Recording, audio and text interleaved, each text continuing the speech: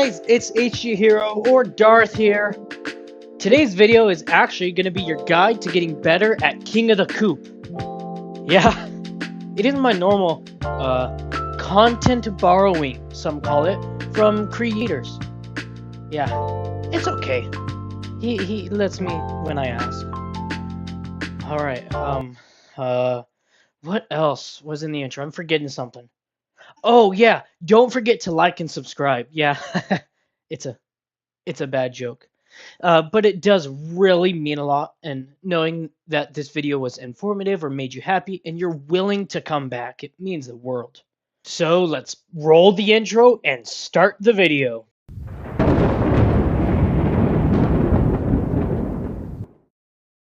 Alright, the first part is, what is King of the COOP? Especially for those new players who are like, what in the world? Is it some sort of epic battle like King of the Hill where you beat people off at the top to win? No. Though, Blue Wizard. That'd be a great idea. So, now that I've lost your attention due to y'all's TikTok brains, King of the COOP, or as a lot of competitive players call it, COOP, is for short. It is an epic battle between two teams fighting to the death for the square for points. It's just capturing a point on the ground in first to 5 minutes.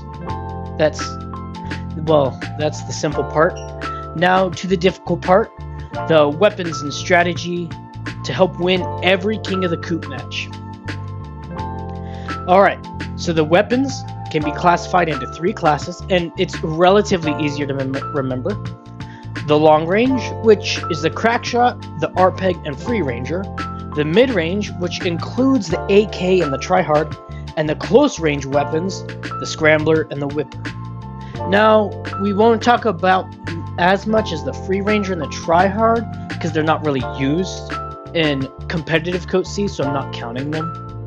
But let's talk off gun rolls first. Alright. And we're starting with the first group, the long range. The crack shot and RPG actually have pretty similar roles, but that should be obvious to most people.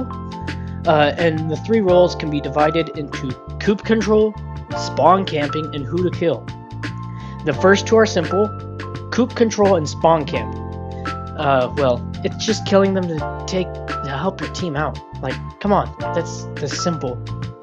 Yeah, but if there is a tip I can give, it is getting the high ground, such as Obi-Wan got the high ground over Anakin, then transferred it to the low ground, but we don't need to talk about that.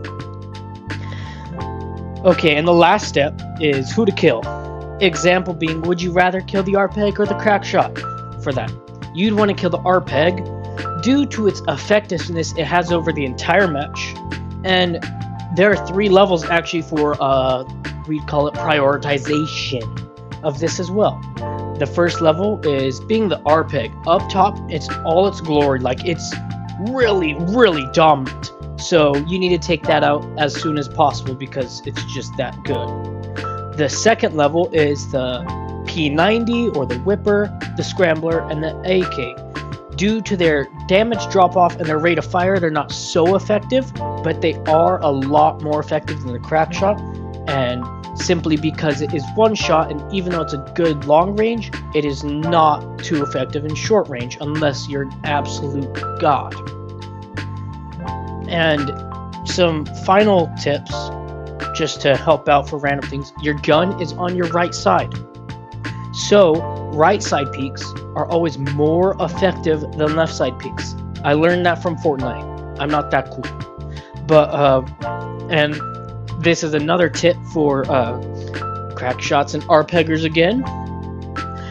Closing your crosshair will go faster if you start the crosshair closed whenever you're not scoped in, but then scope it in and it'll close.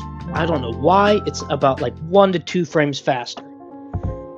And for the RPG, if you want to be good, your awareness stat has to be maxed out just because you cannot play close range at all. The next group is the mid-range, mainly the AK. Actually, a fun fact is AK stands for Automat Kalashnikova, or automatic rifle in Russian. Who knew? I cracked myself up. Anyways, back to the exciting part. The EGK is actually pretty useful if used correctly. I know, that's crazy. But the best tips are shooting it like a burst, like a tryhard, but it actually does less damage, like 30, but it's a little more accurate, and it doesn't have half as much drop-off. It is also good for helping out the crack shot and the RPEG for clearing out the close range weapons who are threatening to farm, which you should never do, and we'll get into that later. And it's technically, the AK's technically considered a close range, but I'm special, and I'm calling it a mid-range, because the tryhard's a mid-range too. Alright, now for the last group, the close rangers. The front lines I like to call. The easiest way to explain what they do is take over point, hold point, and win those close range fights. They all go hand in hand with a few minor changes, so I'll cover what to do in every single one. The easiest way to win the fights is teamwork. Obviously, you're working as a team, you can't do it by yourself. Only if you're an RPEG, but even then, that's really bad. The optimal way is having a P90 to clear and the scrambler to do the brunt. Who knew? You need a mix. But most importantly, don't farm and don't go recklessly after other players. You're gonna get caught up, and that's not even your job, man. Your job is to go after the point. Why are you going to farm? And these are just some helpful tips all around. Use your nades. Everyone use your nades. Clear COOP out, help out your close range, or help out your long range friends, and do it. They just do a lot of damage, and they help the enemy scatter, making them easier to pick off. And whenever you're jumping is actually a lot faster, especially when going upstairs. All these small things that I didn't know, but I know now. Yeah, I know it was a little rushed, but I don't want to bore you with an hour-long video. So, well, don't forget to like and subscribe again, and I'll see you in the next one. Bye!